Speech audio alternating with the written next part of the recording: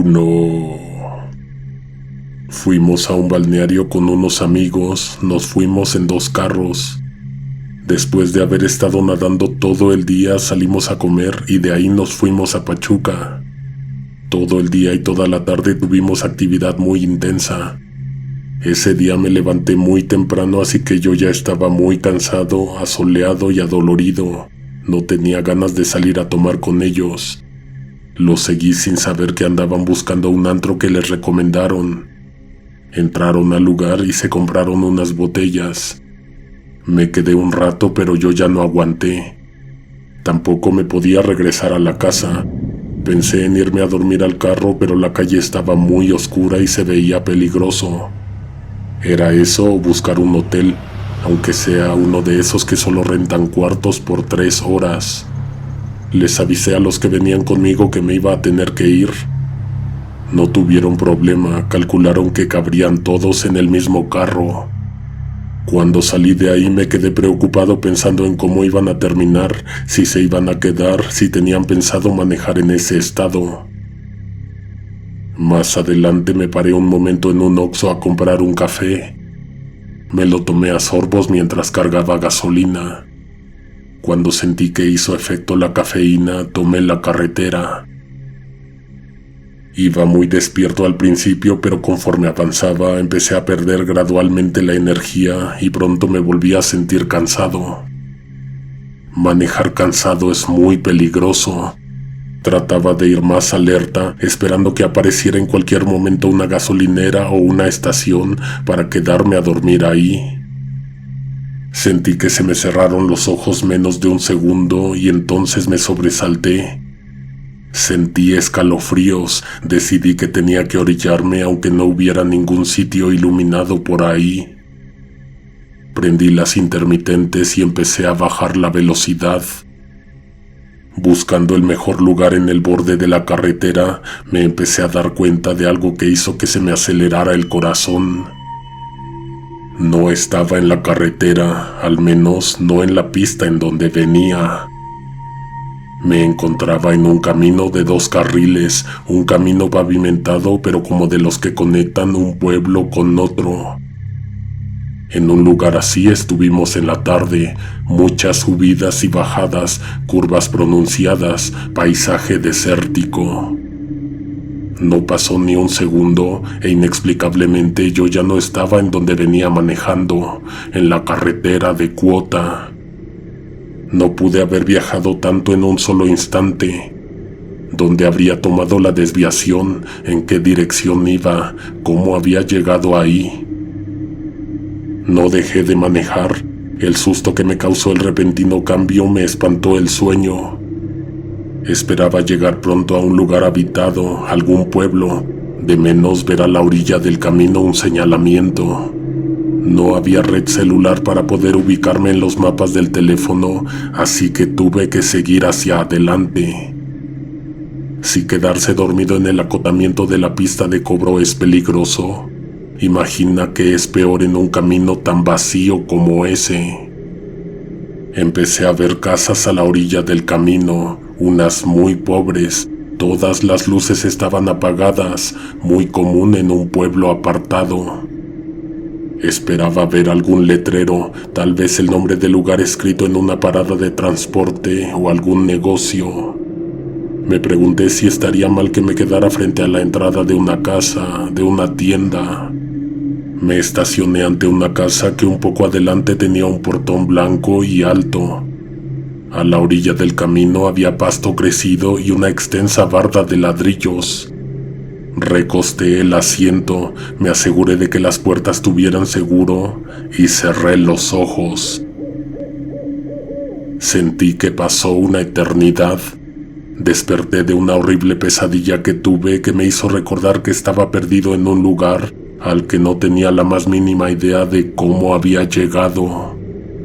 Abrí los ojos y miré a través de los cristales. Sentí que se me iba a salir el corazón.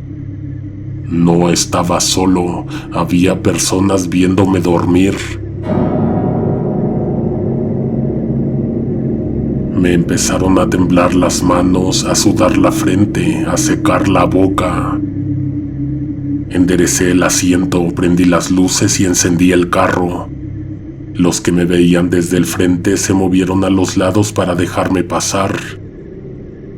Nadie dijo nada, y la verdad es que eso me preocupó. Tenía sentido que tuvieran sospechas de un coche desconocido estacionado afuera de casa de uno de ellos, pero no hablaban, solo miraban, y lo peor es que más adelante, bañados de oscuridad, había más personas, hombres, niños, mujeres, ancianos, mirándome. Sería su forma de espantar a los foráneos, saliendo todos y comportándose extraño. No se escucha tan mal como se vive. Todas las miradas estaban puestas en mí. Avanzaba más y salía más gente, personas con caras grises gracias a que las luces del carro eran las únicas luces que iluminaban el camino, las casas y a esa gente. Recuerdo que hasta se me revolvió el estómago cuando vi que adelante el camino se terminaba. Una barda de ladrillos era el límite. Con razón salieron de todos lados. Sin querer me había metido a una privada. Me empezó a dar miedo que de pronto la gente, al ver que yo no iba para ningún lado, se me fueran encima. Extrañamente también nadie se acercaba, nadie decía nada, nadie preguntaba nada. Di la vuelta para regresar por donde vine y para salir de inmediato de ahí. Lo único que veía que se movía de esas personas eran sus cabezas y sus miradas. Trataba de no ponerles atención, pero eso me pareció que me haría parecer sospechoso, así que relajé mi semblante y me fui despacio. No quería desencadenar ninguna reacción en los pobladores. Empecé a aumentar gradualmente la velocidad. Tal vez eso les haría entender que ya me estaba marchando de ahí. De pronto, sin que me lo esperara en lo absoluto, una de esas personas saltó hacia la mitad del camino, a unos cuantos metros de que pasara frente a él. El carro se sacudió porque pasó encima de esa persona. Pisé el freno en cuanto sentí que las llantas de adelante lo aplastaron. Todo el cuerpo me empezó a hormiguear, estaba muy espantado, nervioso y desesperado. No podía descender del carro, me iban a matar. No podía arrancar, irme y terminar de pasar por encima de esa persona.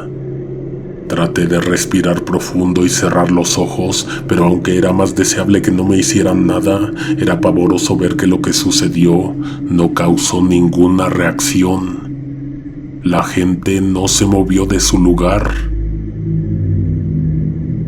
Esperé un rato mirando de un lado a otro, tratando de demostrar angustia y arrepentimiento.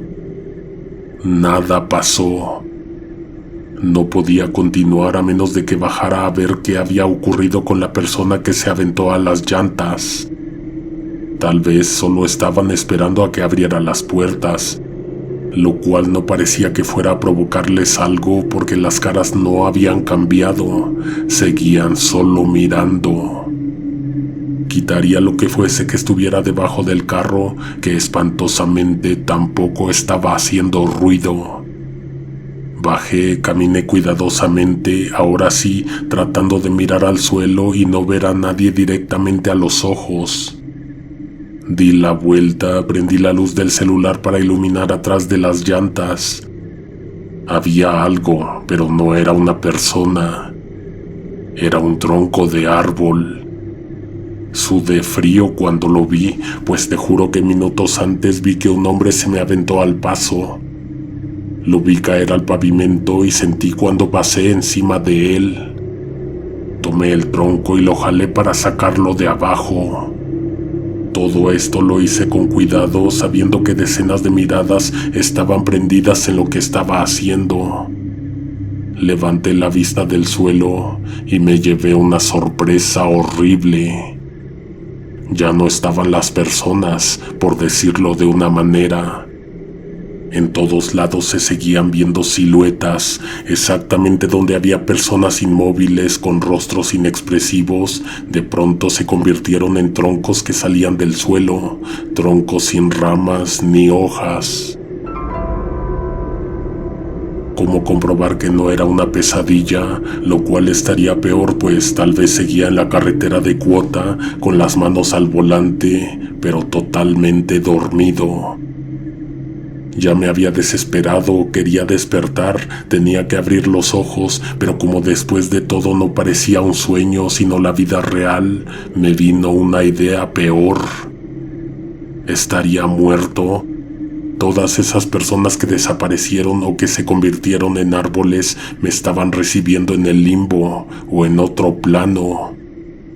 Regresé al coche pensando en que por más que lo intentara, no podía hacerme a la idea de estar en ninguna de las dos situaciones. Me subí al carro, lo encendí y arranqué. A un lado y otro del camino estaban esos troncos que se seguían percibiendo como individuos, tal vez no como personas de carne y hueso, sino como almas en pena. ¿Sería esa una privada abandonada? Las casas no se veían descuidadas al principio. Eso fue algo que noté mucho después de lo de los troncos. Casas abandonadas, banquetas completamente invadidas de hierba, caminos bloqueados por árboles caídos, tierra, hojas, hierba seca. Seguí andando, temeroso de no poder saber qué estaba pasando, cómo había llegado ahí. Unos minutos adelante salí de ese lugar. Respiré profundo cuando volví a tomar el camino desértico que me había llevado ahí. El primer letrero que vi desde que perdí la noción de la ubicación apareció de la oscuridad unos metros adelante. No decía el nombre de la privada, ni del pueblo, ni de nada que me hubiera podido servir. Había una advertencia que no pude obedecer.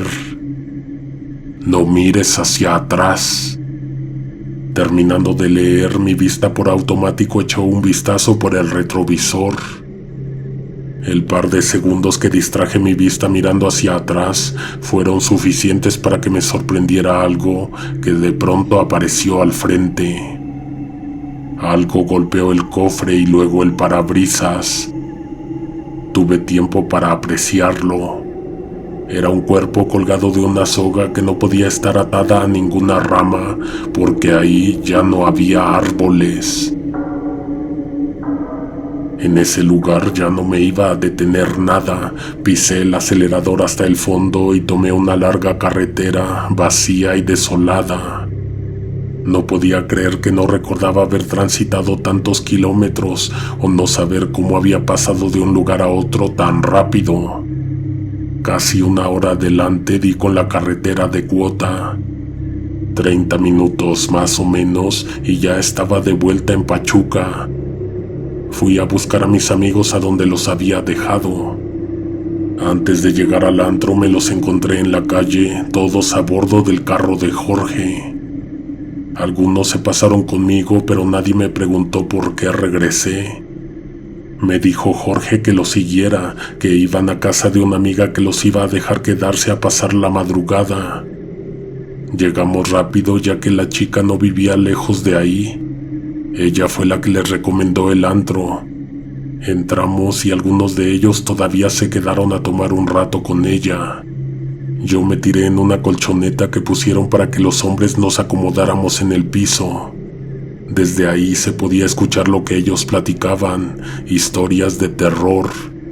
No podía dormir por lo que me había pasado horas atrás. Empecé a poner atención cuando escuché que hablaban de algo similar a lo que me sucedió en el camino, de eso que me hizo regresarme. Me comencé a agitar cuando escuché que la amiga, dueña de la casa donde nos quedamos, dijo que la gente de ahí decía que existe una privada o una zona habitacional perdida en los caminos de ese estado. Villa del Ahorcado se llama. No se localiza en los mapas, ni siquiera vive nadie ahí. Varios han estado en ese lugar, pero nadie lo ha podido visitar 2 veces. Nadie te puede decir exactamente dónde se encuentra. Me levanté a decirles que yo acababa de visitar ese lugar. Claro que no. En 5 años no le conté de esto a nadie.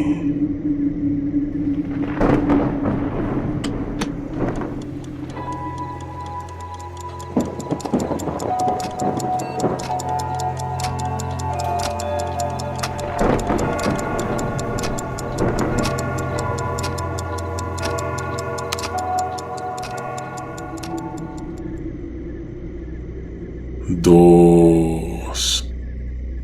Mi hermano actualmente vive cerca de Cuautla, Morelos. A su esposa le dejaron sus papás una casa y allá se fueron. El día en que se mudaron, mi hermano manejó una camioneta que le prestaron y yo puse la mía. Las cargamos de cosas y salimos muy temprano de la capital. Cuando llegamos allá, les ayudé a descargar. Después de eso fuimos a buscar un lugar para comprar algo de comer, lo pedimos para llevar y lo comimos adentro de aquella casa vacía. Después nos pusimos a acomodar. Le ayudé a instalar unas cortinas y unos contactos de luz. Tenía rato que no convivía tanto con ellos, así que el tiempo se me fue volando. Me invitaron a quedarme, pero al día siguiente tenía partido muy temprano. Salí como a las 9, máximo llegaría a 10:30, directo a preparar mis cosas y a descansar. Para salir de ese lugar había que tomar una solitaria carretera que me quitaría unos 35 minutos de recorrido. Tan pronto saliera a autopista me iría tendido y llegaría en menos de 1:30. No conocía en lo absoluto el camino, pero seguiría la línea recta que debía sacarme a la México-Cuautla. Debo contarte que por la mañana, cuando íbamos llegando, lo que venía escuchando en el radio se empezó a perder. La transmisión solo llegaba hasta cierta distancia más allá de la ciudad. Una ligera estática se quedó escuchando en el radio y así lo dejé, no lo apagué. Cuando iba de salida de casa de mi hermano, el radio estaba prendido, pero nada se estaba escuchando más que un suave ruido blanco. Inesperadamente el radio estalló en una ráfaga de estática antes de captar una transmisión en donde hablaba una voz desconocida. «Manuel», susurró la voz helándome la sangre. «Adelante se encuentra un hombre tirado en el camino. No te detengas, no está muerto, quiere matarte». El escalofrío recorrió mi espalda mientras la voz parecía llenar el interior de la camioneta. Esa voz no provenía de una estación de radio, no era parte de un programa, era algo mucho más espeluznante. La voz de alguna manera sabía mi nombre. Imploró que no me detuviera, que mi vida dependía de ello. Me sentía atrapado entre la oscuridad y el miedo, pero decidí que si veía algo o a alguien tirado en el pavimento, llevaría mi mirada al frente y me seguiría de largo. Claro, en caso de que fuera cierto. Continué conduciendo, hice lo que sabía hacer para tranquilizarme. Conté mis respiraciones, concentré mi vista y mi atención en el camino y seguí andando con confianza. De vez en cuando me venían preguntas sobre la identidad de quien parecía que me estaba hablando a mí. Al llegar al lugar indicado, mis ojos se encontraron con un hombre yacente en medio del carril, como si hubiera sido víctima de un accidente. Reduje la velocidad, pero no me detuve. En un instante, el hombre que fingía estar muerto, al pasar a un lado de él, se levantó del suelo. Lo hizo rápido y se fue corriendo tras de mí.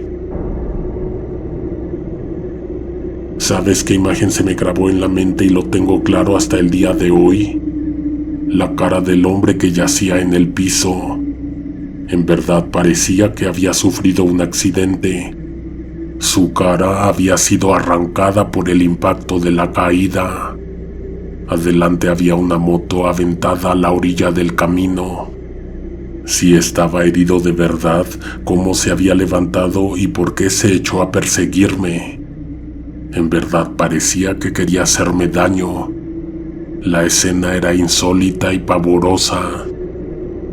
Cuando el sujeto alcanzó la motocicleta, la levantó.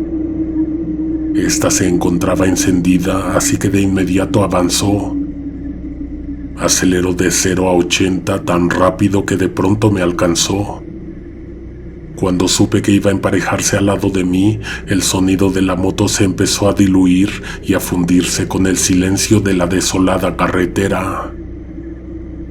La voz en el radio volvió a hablar y esta vez se me hizo completamente familiar. «Le envío saludos, capitán», dijo la voz. Sentí un escalofrío en toda la espalda. Mi padre me decía capitán. El eco de esa voz me hizo recordar a mi papá fallecido años atrás. Él anduvo mucho en carretera, me cuidaba entonces y me cuida ahora. Miré por el espejo retrovisor y le di las gracias pensando en que lo estaba dejando atrás, perdido en la oscuridad de la noche.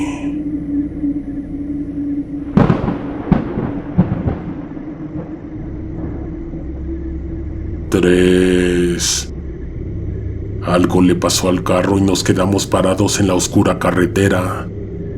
Cuando vimos que no se podía resolver por sí solo, ya que mis primos no tenían el conocimiento para hacerlo, los nervios se apoderaron de nosotros. Yo tenía 16 años entonces. Las luces de la luna apenas iluminaban el camino y los sonidos de la noche eran inquietantes. Mi primo Beto y yo caminamos un poco hacia el vacío para alejarnos un poco de la pista. De pronto escuchamos ruidos que nos llamaron la atención. Animales nocturnos, lo más probable. Lo que sea que se escondía entre la vegetación sacudió las hojas y ramas de un arbusto un par de veces antes de acercarse a nosotros. Le dije a Beto que no se acercara, yo tampoco me acerqué. Alex se unió a la conversación, intrigado por lo que creyó que habíamos encontrado entre las sombras. Beto le explicó que habíamos escuchado ruidos extraños y ambos decidieron aventurarse a investigar. Ellos fueron a ver qué era, mientras yo comencé a distinguir una casa tras un amplio patio. Los vi desaparecer entre la vegetación, sin embargo, no perdí la oportunidad para advertirles que no deberíamos acercarnos. La casa parecía grande y a simple vista abandonada. No quería ir, pero tampoco quería quedarme solo a la orilla de la carretera. Mientras los tres nos dirigíamos hacia la entrada, escuchamos el chirrido de la reja siendo abierta y nos quedamos inmóviles de miedo.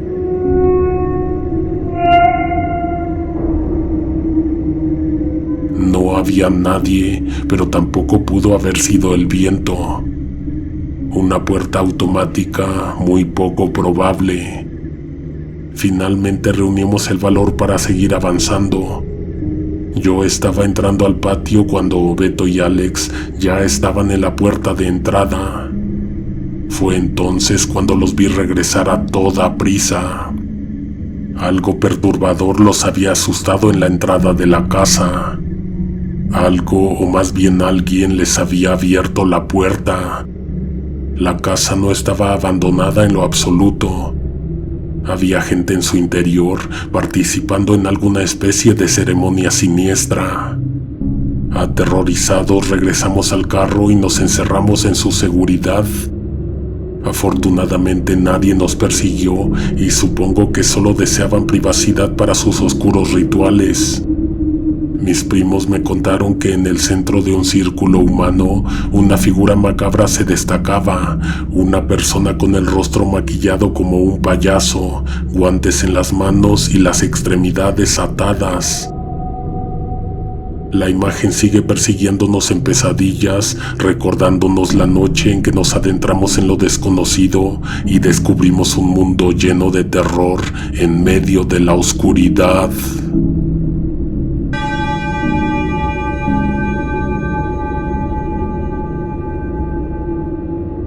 Nos escuchamos pronto con más historias. Suscríbete, activa las notificaciones, comenta, comparte y deja tu like.